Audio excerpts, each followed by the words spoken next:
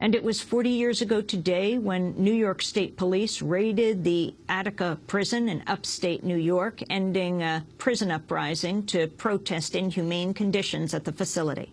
For 4 days, the unarmed prisoners held 39 prison guards hostage. On September 13th, New York Governor Nelson Rockefeller ordered armed state troopers to raid the prison. Troopers then shot indiscriminately over 2,000 rounds of ammunition.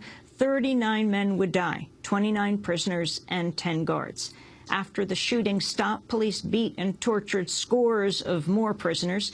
Newly uncovered audio recordings reveal that President Richard Nixon enthusiastically supported the violent operation when he spoke by phone with New York Governor Nelson Rockefeller on the day of the raid. Rockefeller confides in the president that before the raid he thought it was possible that as many as 300 prisoners could be killed, but went ahead with the operation anyway. This tape was obtained by University of New Hampshire at Manchester historian Theresa Lynch. I have Governor Rockefeller for you, sir. There you are. Mr. President, I know you've had a hard day, but I want you to know that I just back you to the hilt. And I was sitting here talking to Bob Haldeman. I didn't get your call because I've had a cabinet meeting, and then I had a meeting with business leaders right afterwards, and I've been just got out.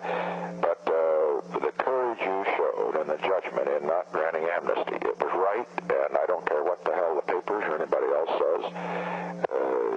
I don't care what they say. I think that you had to do it that way, because if you would have granted amnesty in this case, it would have meant that you would have had prisons in an uproar all over this country. That's right. And you did the right thing. It's a tragedy that these poor fellows are shot, but I just want you to know that's my view, and I've told the troops around here there to back that right to the hilt. Well, aren't you great, Mr. President? I only called you because I wanted to alert you that we were going in, and right.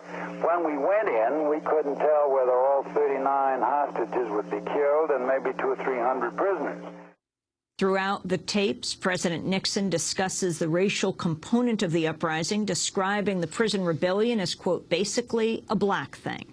Nixon would go on to erroneously state that all the victims of Crackdown were African-American, downplaying the multiracial leadership within Attica at the time of the uprising.